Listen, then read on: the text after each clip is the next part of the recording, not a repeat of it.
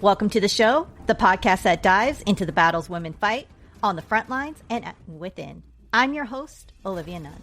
This series is proudly sponsored by Mill Mentor, the military's community's largest on-demand mentorship network, built by veterans, for veterans, and their families. From job support to networking, find your mentor at millmentor.com. Now, let's dive into today's episode where resilience, service, and strength take center stage. This is Women of War, and I'm here with a very long-time good friend, fellow PAO and colleague, Kathleen Turner, another great Army PAO. So thank you, Kathy, for being here with me, sharing your story. So let's dive right into your story. And I ask everybody, why the Army? Of all the services you could have picked, why the Army? Well, I don't know what type of answers you get. Well, first of all, let me say it's a pleasure to be with you, Olivia. And I just want to say thank you for all that you do for the men and women that wear the uniform. And you're just such a strong advocate for veterans, no matter what service they are in, for our families as well. And I just want to say thank you from the bottom of my heart, because what you do is truly amazing every day. So thank you, because you are a rock star and just are incredible. So I just want to say that before we get started. You. So why the Army? I guess, I was doing orientation for college back in 1991 at Western New England College in Springfield, Massachusetts. It's now Western New England University. And I was looking around and I saw this table that said ROTC, the black and gold lettering, a table with an Army major standing behind it, and it talked about scholarships and electives. And it kind of drew me in because I was going to have to pay for school myself. And I just started asking questions, Major Mark Durfee. And he told me about ROTC program, what it had to offer. And I guess I was kind of hooked from that point forward. I signed up to take military science as a freshman as an elective. And I applied for a 3-year scholarship, and the rest was history. And that was back in 1991. And I got a 3-year scholarship. And that started my career. Did any member of your family serve in the military? Did that kind of persuade your idea of trying out ROTC, or was it just like, nope, I'm just going to do this because it's paying for college? So I think the majority, the majority behind the reason behind it was it's going to pay for college. But, I have a complicated dysfunctional family history. And so my father, I'll say my biological father, my dad, served in the service. He was a Vietnam veteran, Navy radio operator. And I think he served in every service except the Marine Corps. But I wasn't raised around him, but I got to meet him later in my life. Right before I graduated, we rekindled that relationship. So maybe somewhere deep inside, I wanted to be like him. I was drawn maybe a little bit, and I just didn't know it at the time until I learned more about him. And, he ended up passing away from brain cancer when he was 46. And so I was a senior in college. He was supposed to pin my gold bars, my butter bars on my shoulder. And he passed away before he could do that. But I really feel when he passed away, he was a lieutenant on the police force in Worcester, Massachusetts. And so I, in turn, got those lieutenant bars that he held. So somewhere I think, God had a bigger plan and a vision. And so that's a little bit of why I think too kind of drew me to the military. So what did you commission as? So I commissioned a second lieutenant in the military police corps. So that's kind of, my story started out as military police before I went into public affairs.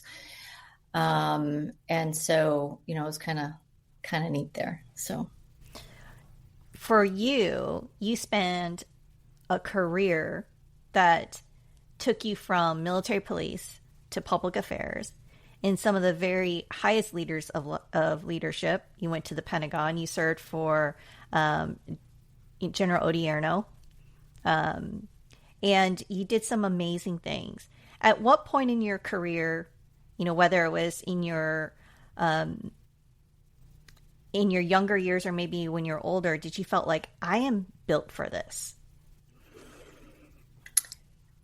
So I think we all, I don't know about you, Olivia, but, when I was in ROTC, I kind of thought of myself as, an average cadet. I wasn't like the number one graduate. I mean, I wasn't the worst cadet either, but, I felt like I fought to where I was in the class, and I knew this was how I was going to pay for college. Right. And so when I was going through the military police corps, I think once I became a company commander in Hawaii and fought through some of the things that you fight through as a woman in the service, as a woman in the Army, military police isn't infantry by any means, but there's a bit of testosterone in the MP Corps, so to speak. And I fought that a little bit. And so I think once I became a company commander, I knew that I was in it longer than, that initial 4 or 5 year commitment. And then I was in it for the long haul, and that I deserved to be there, instead of listening to some of the things you hear when you're a lieutenant, a platoon leader, even as a captain. I knew I kind of made it. And then once I had a successful company command and went on to serve on division staff at 25th Infantry Division, I knew that I can do this, and I've got people who back me, and I'm just going to keep going until it wasn't fun anymore. You kind of talk about some of the things that you alluded to, some challenges that you face, especially, at your company grade level. I'd love for you to kind of just dig into that. What were some of those challenges? Because I guarantee you, as you talk about them, those that are listening are going to go, yep, I experienced those too. Yeah. I mean, so one of the challenges I had, was when I was a lieutenant, platoon leader. I was a platoon leader for, it felt like it was almost 3 years. I think I was a platoon leader at Fort Drum, New York. It was well over 2. And we were supporting a rotation to jungle school. And this is when jungle school was in Panama at Fort Clayton, Panama, which was tremendous opportunity, great training opportunity. I think we were 3 or 4 weeks training with the infantry and infantry battalion task force. And from the get-go, we're welcomed with open arms, but there was some resistance to having military police assigned to you, but also women. There was a 600-person task force, and as a first lieutenant, I was the senior officer in that for women, and there were 6 females in that task force, and almost every one of them was MP except for maybe 1 or 2, and it was pretty difficult. My soldiers would get picked on because they had the female platoon leader, the chick platoon leader. And I struggled with that. And, I don't know about you, but I felt, if you want to pick on me, I got it. I can take it, salute, move out. I'll do whatever you tell me to do. But don't pick on my soldiers just because, according to you, they drew the short straw because they got me instead of the guy, the male platoon leader. And so I remember just calling, he's my husband now, but he was my fiance at the time, through the MWR line, just like, oh my God, this is horrible. I can't wait to get out of here. I just can't believe how they're treating everybody. And it just came to a point where I hit a boiling point, and I went to the leadership and I said, I don't know if you're aware, but it is clear that I am not wanted here. I wasn't getting saluted. Like I said, it just got to the boiling point. And I just said, once you start quartering my soldiers, treating them differently and going after my soldiers, and it stops and it ends here. And the leadership had no idea about it. And I think that was one of the incidents where it was pretty heavy. And they weren't even hiding the mistreatment of myself or really my soldiers. So I think that was a blatant issue that I had. And then finally, one other one that sticks in my mind was when I was supposed to take company command in Hawaii. I was supposed to take a division MP company because, you had a division and you had a corps MP company, big difference in sizes. But I was set to be the division MP company commander. I just gave birth to my first daughter. and I was the deputy provost marshal waiting to take over. And I remember I got called to my battalion commander's office one day, and he said, "Hey, Kathy, we're going to change up a little bit. We're going to not have you take the division MP company." I was like, "What's going on?" I'm like, "Did I do something wrong?" They're like, "Well, we want to give you more time with your baby. We're going to have you take the Corps." And I was like, I don't need time with my baby. I'm okay. And that should be my choice. I've already worked out a plan with the girl I'm replacing, the captain I'm replacing. We're good. No. We want you to we're going to give you the bigger company a little bit later. And we just want to give you more time. And then he said, "And we also don't want back-to-back female company commanders." And I said, "Okay, I hear you." So I was just like, I gave my piece and I said what I would like to do. And then I knew he wasn't going to budge. And I was talking to a few people and they said, "This is BS. You need to go to the brigade commander." It's like, okay. So I went to the brigade commander at the time and he said, "No, you must have misunderstood. The commander, no, you're doing such a good job as the deputy provost marshal. We want to keep you there. We're going to give you the Corps." And I could tell how things were going, that I either stopped, I was going to get, blackballed or not a command at all. So I just said, okay, I said my piece. Enough people know what happened. It is what it is. And when it came time for the Corps MP company, they were delaying me taking that. New brigade commander came in, who I knew because I supported him in a deployment. I didn't tell him what was happening, but he found out and he came to me and he went off. And then he went to the battalion commander and they put a date for the change of command for me to take command. But that was probably the biggest, kind of issue that I had that comes to mind, talking about being a female and having to fight for things that you wouldn't think, a male would never be told. "We want to give you more time with your baby. Yeah. We're gonna," so that was a big thing. And that really turned me off to the military police corps. I really kind of struggled because I felt like I was being fought. Once I became a commander, that same battalion commander was still in charge. And I felt like I was being fought every step of the way, constantly being told I wasn't a team player. And my male company commanders and my teammates would say worse things and would do different, just things as a leader, and they wouldn't get spoken to at all. And so when I had a chance to go into public affairs, I took it. And I never changed my leadership style.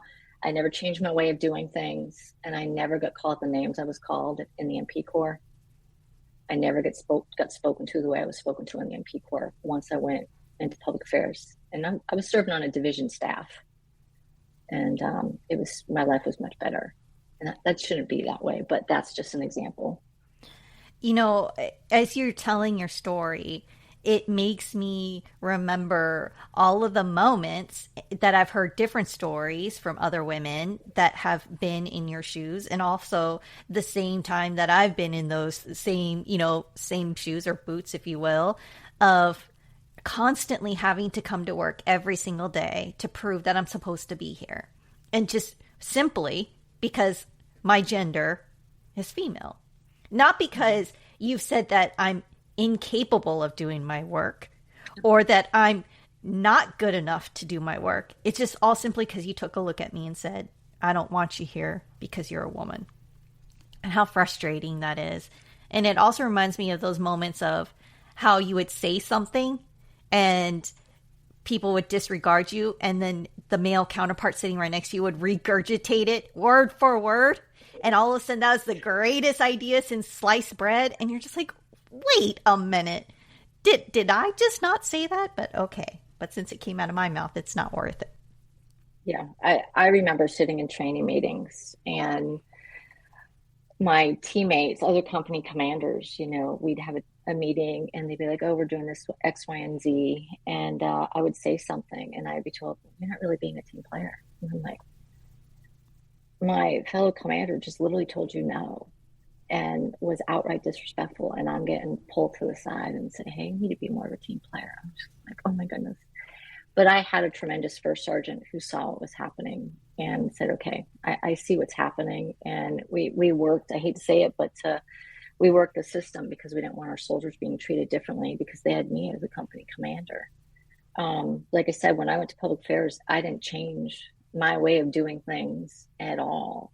And in fact, maybe it just helped me get a bigger voice to make sure I had that seat at the table and I didn't lose it. Because I wasn't looked at like I was not competent because I was the female staff officer. I think you know that just from your experience, it was prove your worth, show you can do the job, and you'll be rewarded based on your performance. It doesn't matter if you're female, male, black, red, purple, green. It's never mattered to me, you know. So that's kind of how I, you know, kind of the steps I took with my career moving on after the military police corps. And I ran into people I served with, and actually like an advanced course instructor who I ran into when I was in SAMS at Leavenworth. And he was like, oh my God, it's great to see you. And he thought I was in SAMS as a military police officer. And I said, no, I left the Corps. I'm here as a PAO. And he's just like, what?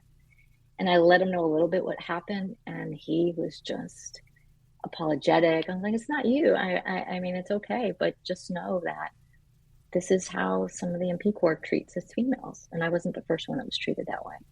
So.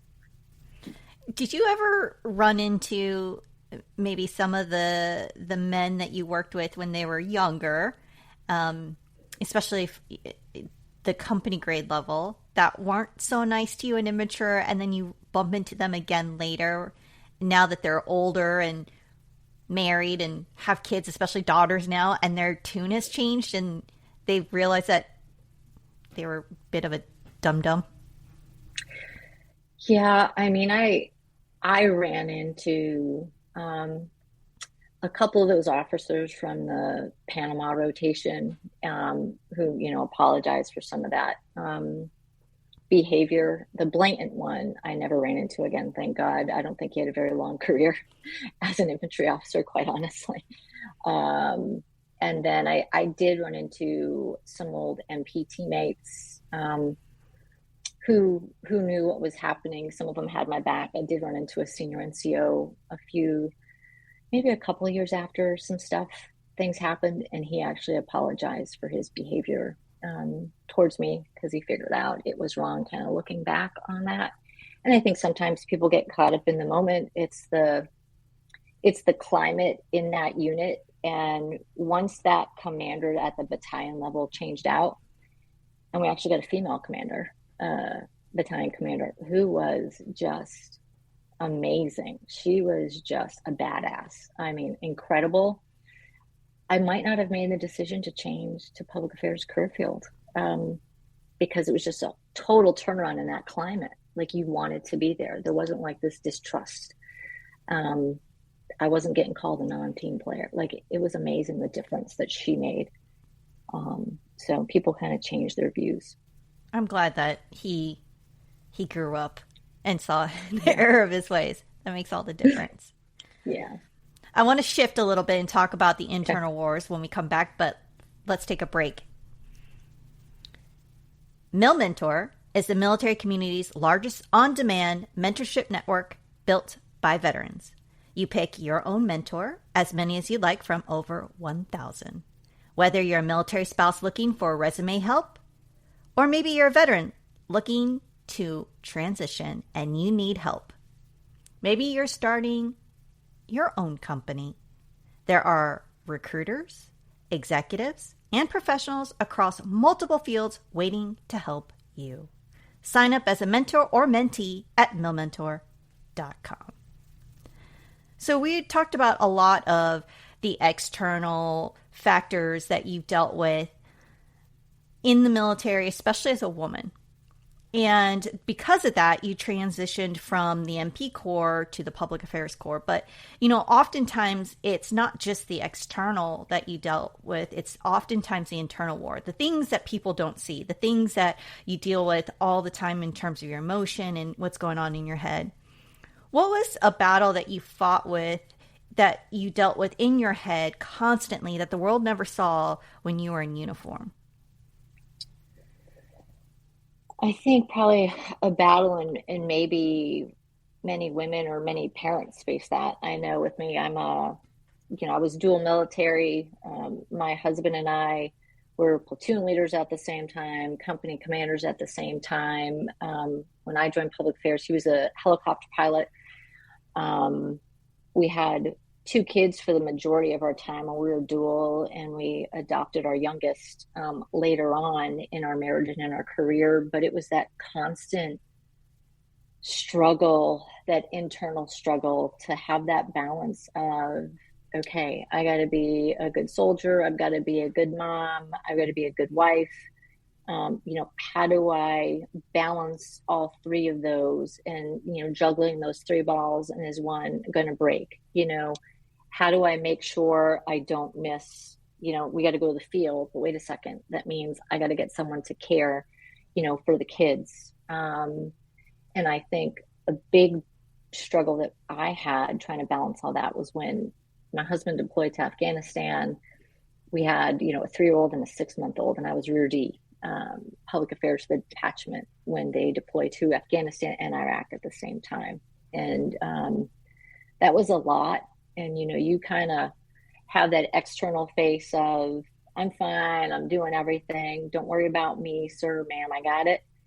But inside, you're like, oh my God, I got to race to the division now. It's a weekend because we've just had a death, and I've got to figure out, what am I going to do with the kids? Or media somehow got on base and they're trying to interview wives from a battalion that's taken casualties in Iraq. And I'm rolling up with 2 kids, one on my hip and one I'm dragging with my hand to kind of do my job. So that was a big struggle that I had as a young mom and captain, trying to figure stuff out.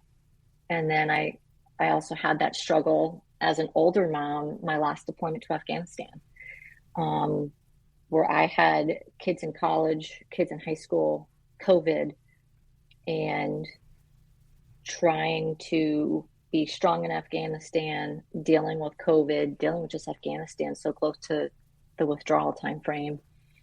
And I've got kids who are upset that I'm not home and that I'm deploying one last time for what kind of, are you going to make GO? Are you going to get joint qualified? Why are you there? That was a huge struggle. And it was really hard for me because I didn't think I was being a good mom. And my relationship with my oldest daughter really, really suffered. We're finally really good right now. But even when I came back home, I was a GO bachelor working at Fort Bragg, and they still were all up here in Virginia. I felt I was the crappiest mother ever, and just horrible. You talk about dual military. That is not an easy life to live. And I think part of that is also, what you didn't talk about. I was dual military myself. I spent 20 years, he's now my ex-husband, but, I spent my whole entire young adult life with my ex, and we divorced as we are both retiring. But the tail end of our career, we did raise 2 kids together. And the part that, people don't talk about is the pieces of conversation people have toward dual military. It's easier for you. There's all these extra benefits of being dual military, when in fact, it's a different fight, I believe, right? It's a different struggle. What I appreciated about dual military is that, yes, I can say the acronyms, I could come home and talk about work, and my spouse gets to understand it. But I think there's an added stress because I do understand what he's doing and he understands what I'm doing. But at the same token, work expects you to work. They expect you to show up. We both were soldiers, and we both were parents, and we both were spouses at the same time, and there was no slack to that. And I think that was an added stress. And just like you said, you were trying to be 100% amazing soldier, and at the same time you're trying to be 100% amazing spouse and 100% amazing parent, and you can't be one of those at any given time. I felt like you were leaving a boot in one of the places all the time, and it really sucked.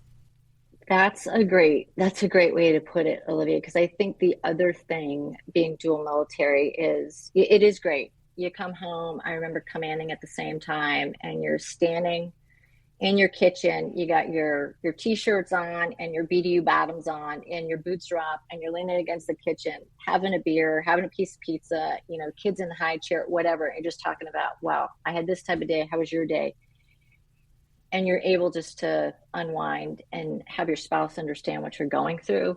But at the same time, you're like, hey, we got to work assignments. Hey, I really need to do this job. Okay, so are you able to find a job in this location? Well, I don't know. Okay, well, how are we going to do this? And that's the struggle. Or, wow, we're going to the field at the same time, or we're deploying at the same time. Okay, so what are we going to do with the kids? You don't have the luxury of one spouse is in, one spouse is a stay-at-home parent, or it's really difficult to find that balance, and there's sacrifices.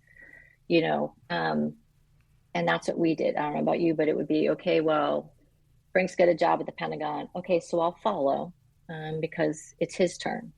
And then it would be my turn. So those are the kind of decisions you make, or you got to tell your boss you got to leave. Daycare closes at 6. All right, I got her. Yeah. And that's just what we did. I mean, I do have to admit, I did have a platoon sergeant changing Grace's diaper in my office as a company commander, because I had to run to the battalion commander's office after 6, and Clifford the big red dog was on. So she's probably horrified if she ever would see that man again. But I did have platoon sergeants changing diapers. But it's still hard, right? You talk about how you have to grab your kid because 6 o'clock is the mandatory latest time in which you could grab your kid. And that majority of your senior leaders have had kids themselves and they're supposed to understand. I say supposed to. But there's this sense of, holy crap, I'm supposed to be somewhere else, like at this meeting or clearing this briefing or fill in the blank. And there's this knot in your stomach of, I am not where I'm supposed to be, and I'm not performing at my maximum capacity, and I'm sucking. And then your mom part kicks in and you're like, I am sucking as a mom because I'm not where I'm supposed to be with my child. And that sucks. Which is why, when push comes to shove, I looked at it and I said, you know what? I've done 3 years as a lieutenant colonel. I've done my 20. It is now time for me to go. Because I didn't want to keep balancing that. I didn't want to keep balancing your turn, my turn, who's got the kid, where are we doing this juggle? Because it was increasingly harder, especially as you become more and more senior and the armies keep saying you can only go 1 or 2 places. Yeah. And I remember, Frank and I having that conversation and both being, lieutenant colonels. And then I remember I got picked up to go to the next rank and he's like, you know what? I think I'm good. I'm going to retire before we go to Europe. And you know what? I'll be a stay-at-home dad for a couple of years. And that's what we did. And do you know what the funny part is, Olivia? I felt we were more disorganized. I felt like we were busier. I was like, when we had 3 kids and we were both in, I felt like, why do I feel busier right now? And I don't know what it was, but I was like, I felt busier, like so much stuff going on. But I do remember, I don't know, it was a senior leader and he published like this, hey, here's a way to manage your day. This is how I manage my day. And it was so many hours working, an hour, time for lunch, time for this and all these things. And I'm hearing him talk about it. And I know he meant well, but I'm thinking to myself, what's not on your list is doing the laundry, meal, you know what I mean? Meal planning, packing lunches. I was just making dinner. That is not in this 8 hour, where do you get 8 hours of sleep, man? It was shocking. I'm looking at this list and I'm like, that's a great list. And I see that your wife is probably doing 5 of those things that is on our plates that you don't have to freaking worry about. You know what I mean? I was like, well, that's great for you to publish that. Maybe that is, a senior leader who happens to be a man who is in a traditional relationship. Now, I would say, I don't know about you, but I think there is more non-traditional relationships of people in the military where many of the spouses or partners have professional occupations. They're in a profession where there's less and less stay-at-home parents. And I think that's a good thing, but I also think that causes a lot of stress and different things for families. But I do see more professional partners, spouses, when it comes to looking at statistics, which is much different, I think, than how you and me came in being lieutenants. I'm just dying laughing over here because I call that the daddy switch, right? And I just feel like dads just like can turn the switch on and off, and they are so oblivious to the mental and physical load of all the secondary tasks that have to happen, right? Like the laundry and the food. And it's just like, it just magically happens. And I'm like, it's not magic. It's called your spouse does it. And I need you to do it. It just makes me laugh.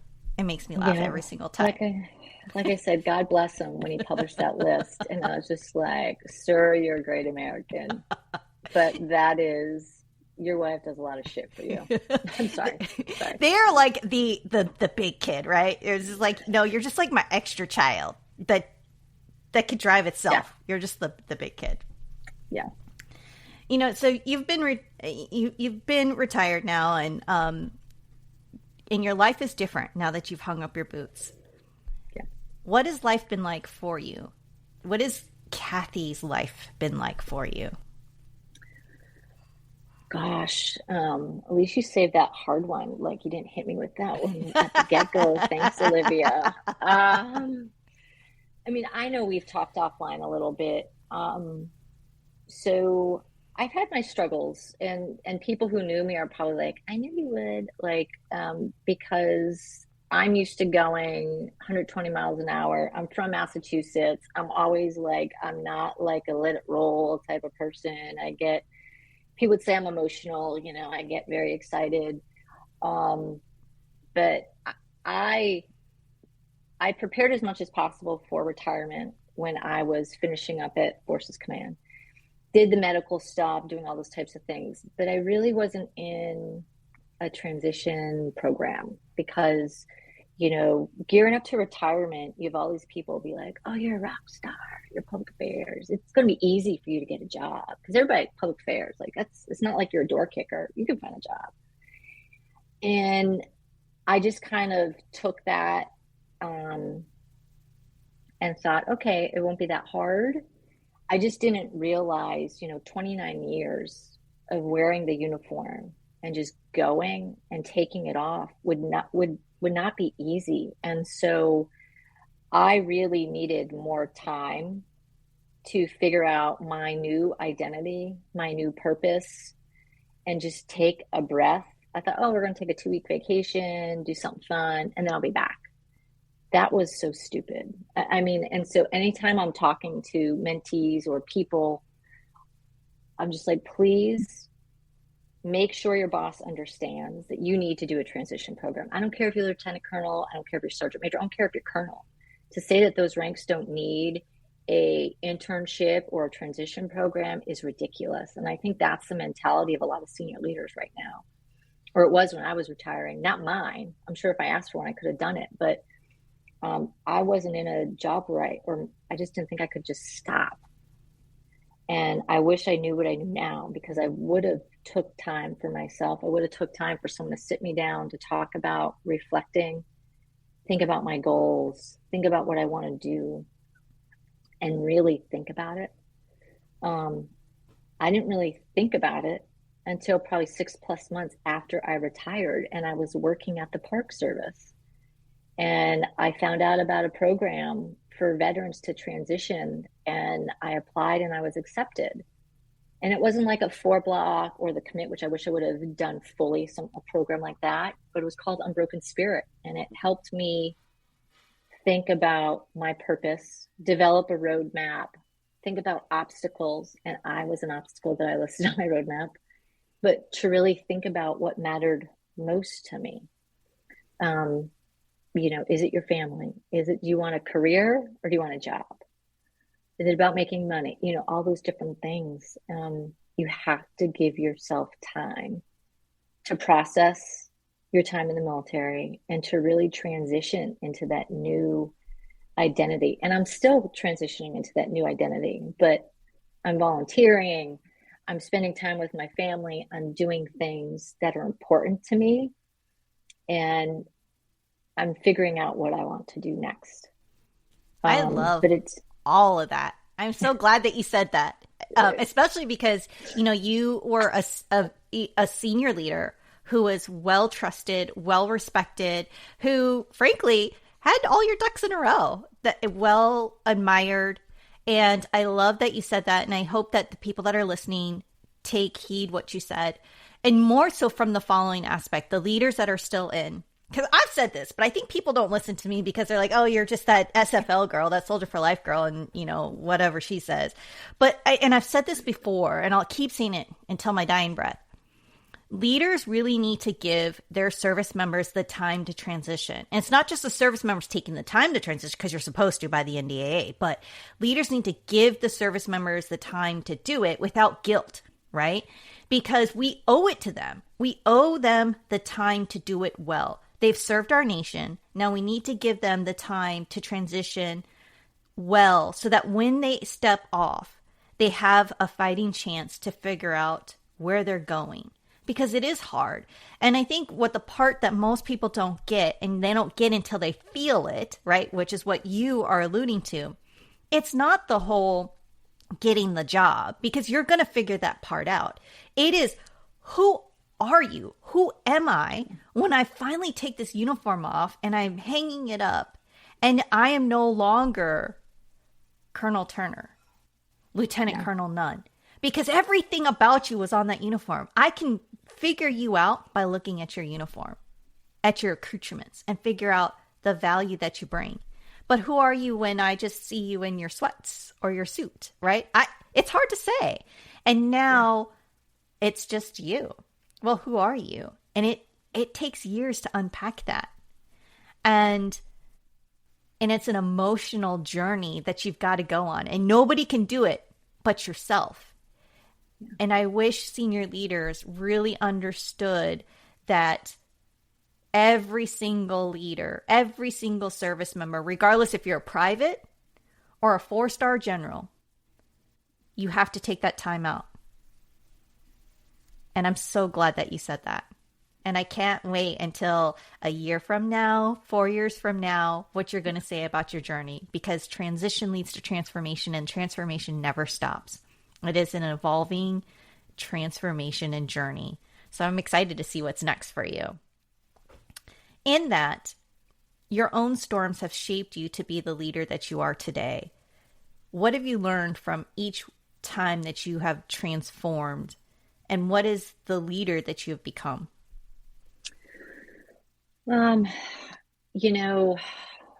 thought about this on and off for some time, and I really think my upbringing had a big influence on me as far as my grandparents, my mom, about working hard, treating people with respect, being inclusive, and just, you're a leader, but that doesn't mean you're somebody who's barking orders, you're doing all these things. When I retired, my kids were crying because of them seeing my service and people talking about me, and they just really were so proud of me. And to see them have that emotional response, because I thought they'd be like high five, like, oh, she's done. But they were really affected by the ceremony. And that's when you kind of knew that you did something right. But I want people to I always want people to want to be part of my team. And if they dreaded coming to work every day, that meant to me I was doing something wrong. Just like if you dread going to work every day, you're just like, oh my gosh, like, I don't want to work for that person. are they going to yell? Who am I going to get when I walk in the door? I never wanted anybody on my team to feel that way. And I've always been a person who walks around, who's inclusive, who asks for people's thoughts on things. There's times when you just can't. There's times where you got to go, right? But your reputation, I think with us as public affairs professionals, your reputation's like your calling card. Like you get jobs because of your reputation. And if people want you to work for them, that means you're doing your job right. But if you have a bad reputation in the career field and out of the career field, that says a lot. And I never wanted to be one of those people. And so that's kind of how I've always gone assignment by assignment and, treat people with respect, always be kind to people. Because, fate, karma comes around. And it's, if you do something that you wouldn't be proud to talk about with your mom or your grandma, then that means you probably shouldn't have done it. So I know it's a long answer, but it's just kind of how I've always done things. No, I love it. I think that those are great pearls of wisdom to be a great leader. Absolutely. What does being a woman of war mean to you? Gosh,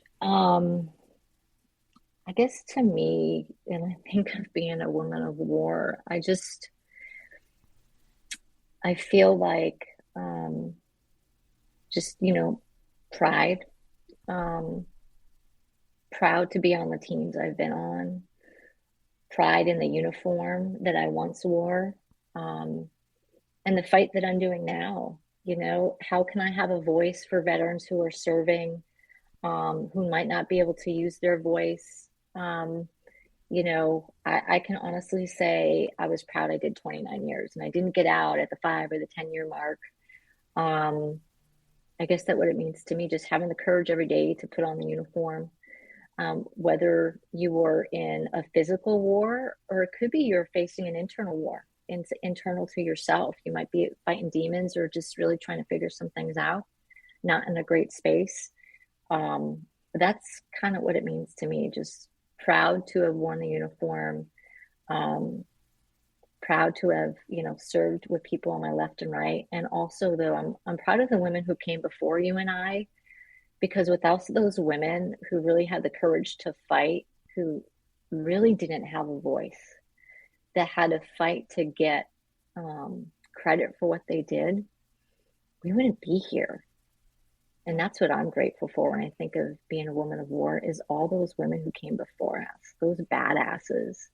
And now, Olivia, you and I, based on our service, whether it's that young private that we mentored, along the way, or someone we fought for, said, hey, we're going to fall on our sword for this soldier. And they remember that, or that spouse or that child that you helped that now may have, raised his or her hand. That's when I think about, being that woman of war, or just being a woman veteran. I love that. So I'm going to do a little shift. We're going to go into a lightning round. A song that carried you through a tough season. Really? Oh my God, Olivia. I hate to say it because some people will just be like, oh, Kathy, I love, and maybe it's I love Toby Keith because of General O. But I love Toby Keith and American Soldier. I mean, that always kind of pulls on my strings a little bit. He was a great leader. Yeah, that's something that just pops into my head. Yeah. A habit that keeps you grounded. Working out. I'm still up at 5:30. I'm still running, doing all those things just to stay fit and self-care. So I think it's running and working out I'm still doing. That's a good one. A boundary you now protect fiercely. Time with my kids. I made it a goal to spend more time individually with my kids, and I'm actually doing that. And so that's something I fight for my kids. I love that. As we close, I want to give this to you as you wrap up. What have you learned about the storms that you've gone through and the strength that you've learned from that? I think what I've learned is, never let someone tell you who you are and what you are. Never let someone tell you no just because, well, you're a girl, or because I said so. Fight for that seat at the table. And if you want to do something, you need to figure out a way to do it, and have the courage to stand up to those and fight for yourself. You've got to advocate for yourself, because no one's going to do it for you the way that it should be done. And so there's a way to handle situations, but you got to be your own best advocate. And only you can do that. And so, that's what I teach my kids. You got to advocate for yourself. You got to be honest to yourself. And that's how you got to go about life. So I love that. Where can people find you? So I'm on LinkedIn. Under Kathleen Turner. I also started my own LLC, the Turner Consulting Group. And so I'm working at getting the word out about that. And it's about providing communications advice to companies or people that are either looking to get into the defense space or just have questions about how they can better communicate. So I've started that. And then you can also see me volunteering around Alexandria. At local food hubs, and also at the Women's Memorial in Arlington. So stop by the Women's. If you are a woman listening to the podcast, you need to get your story registered with the National Women's Memorial in Arlington, because it is very important to get our stories out there and actually registered, especially now. I can't agree with you anymore. Thank you so much, Kathy, for your time, for sharing your story. I could spend all day talking to you. So thank you for sharing your story. I appreciate it. Thank you, Olivia. Much love to you. And thank you for everything that you're doing, girl. I appreciate it. Thank you. Thank you. Thanks for listening to Women of War, proudly sponsored by Mill Mentor, where the military community finds its mentors. Until next time, keep showing up, speaking out, and standing strong.